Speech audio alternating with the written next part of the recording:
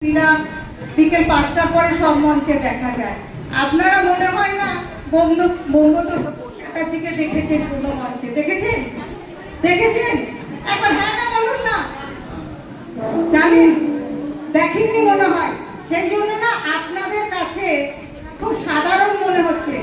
পরশ পাথর যেমন মনে হয়, সবই কালো পাথর। তাই আপনাদের কাছে মনে এটা তাই হলো।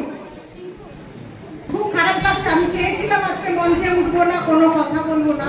আমাদের সৌভাগ্য থাকে এরকম একজন ব্যক্তি যিনি রাষ্ট্রপতি পুরস্কার প্রাপ্ত সঙ্গীত শিল্পী আমাদের মঞ্চে। এরপরে আসবে আমাদের এখানে সুনীল বড়াই।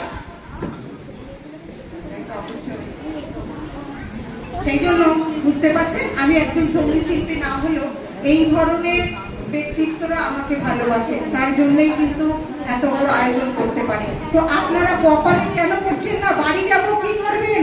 সারাদিন বাড়িতে থাকেন, তো মঞ্চের নামটা দেখে জাগুন, সজাগ হন। আমাদের সৌভাগ্য এনার মতন মানুষকে আমরা পেয়েছি, এটা আমাদের পরম পাওনা।